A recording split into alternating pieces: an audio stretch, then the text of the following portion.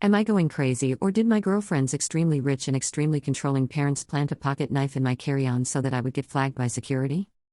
This story has a prequel, titled, Feeling Jealous of My Girlfriend's Privileged Life While I Work Hard for Success.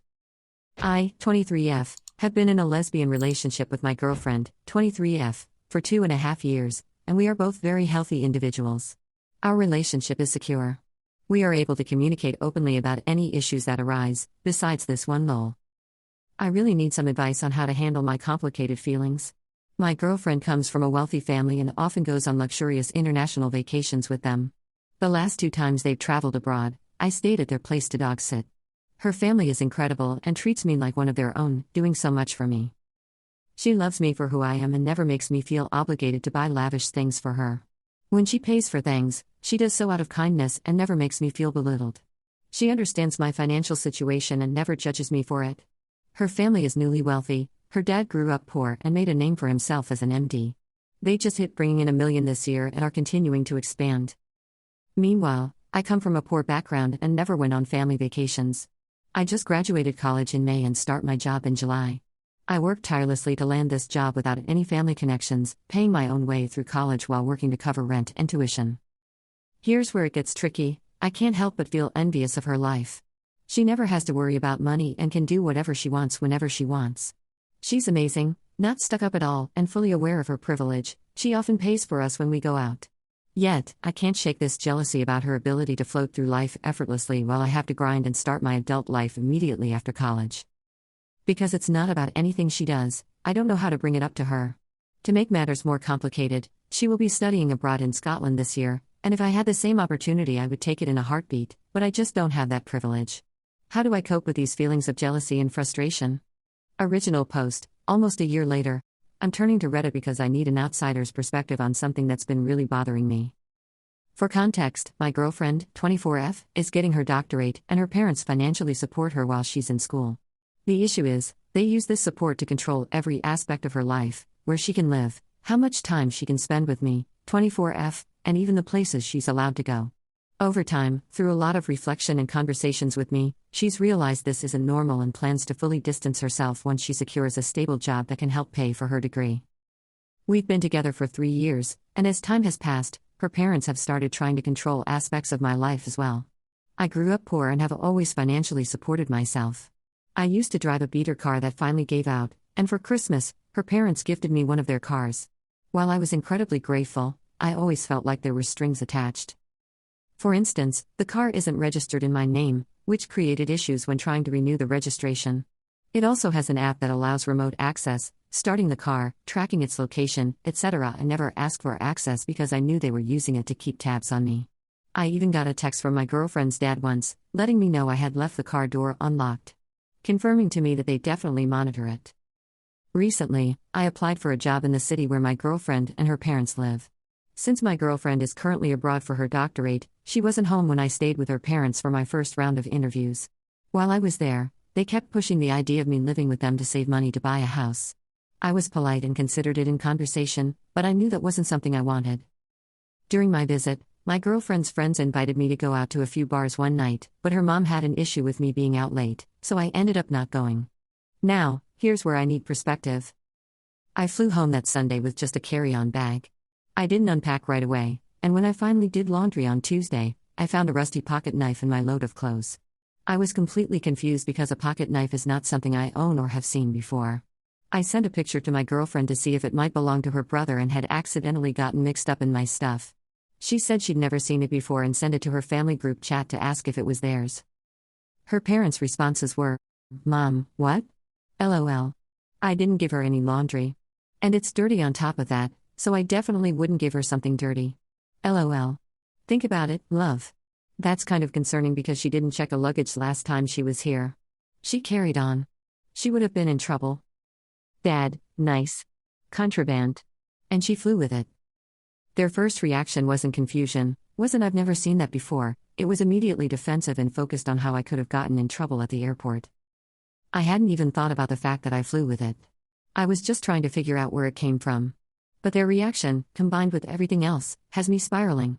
I can't shake the feeling that they might have planted it in my bag to try and get me in trouble. I'm so conflicted because they are nice people and have truly helped me in so many ways. Am I overthinking this? Or is this as weird as it feels to me? I would really appreciate an outside perspective. Commenter 1. If you didn't do laundry at a laundromat, the parents set you up. Do not go back to their house. If you do, don't even bring a purse. And don't take anything from them. Commenter 2. You need to give that car back, even if it hurts your day-to-day life. If it's not registered in your name, it's not your car. That car is nothing but a tracking device and maybe even a way for them to try to gather intel on you to use against you with your girlfriend. Same thing as putting a rusty pocket knife in your luggage. Be glad it wasn't drugs. If you had been caught with that little pocket knife at TSA, they'd make you throw it away, but you might not be arrested, but you would have been immediately detained for drugs. Just saying. Update 1. After reading through all of your comments on my original post, I didn't realize just how concerning this situation sounded to outsiders. It has given me a lot to think about, and I really appreciate everyone's perspective. I want to talk to my girlfriend about everything, but I'm struggling with how to bring it up. When I got back from my trip, I called her, she lives abroad, and mentioned that her parents were pushing the idea of me moving in with them so I could save money for a duplex, something I've wanted for a while. I told her that, while it could help me financially, I didn't want to do it because it could ruin the current dynamic I have with her parents. I also called to vent about how her mom essentially stopped me from going out with friends because it was too late. Her response caught me off guard. She agreed that moving in wouldn't be a good idea, but not because of her parents' control issues, because she didn't want to hear me complain about them. This was new for me to hear, especially since she constantly vents to me about how her mom micromanages her life and how her dad does nothing to stop it. That conversation made me feel like I don't know how to bring up the bigger issues. The possibility that her parents planted the knife in my bag. How I feel like the car is being used to control me. How I've slowly felt like they are trying to dictate aspects of my life just like hers. When they gifted me the car after Christmas, they told me they would keep it in their name since they had a good interest rate in payments. I didn't think much of it at the time. I was just grateful to have a car that wasn't constantly breaking down. Her mom gave me an envelope, and I was under the impression that they were the renewal stickers. The car's registration expired in 01/25. A week into January, I went to put the new sticker on and opened the envelope, only to find a denial letter because she never submitted the required inspection. When I texted her about it, she already knew it was a denial, not the renewal stickers, but didn't mention it to me beforehand. While she was somewhat helpful when I asked for info on how to get it fixed, it turned into a frustrating ordeal. Since the car isn't in my name and is registered in a different county, it took almost a month to get everything processed. I ended up figuring it out on my own and was able to change the mailing address so that stickers would come directly to me.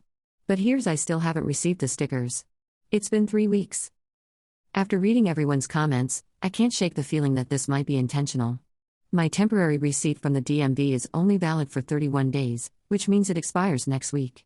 If I get pulled over with expired registration, that could cause serious problems, especially because I'm applying to work in law enforcement. I've completely dropped the idea of moving to their city and will not be continuing the interview process for that job.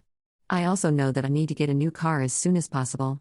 I'm going to start saving, and when my girlfriend comes to visit at the end of April, I'll ask her to drive the gifted car back. Hopefully, by then, I'll have another car lined up. Looking back, I felt weird about the car from the moment they gave it to me. I was excited and grateful, but something in my gut told me there were strings attached. Before the car, I didn't feel like I owed them anything or that they were entitled to details about my life.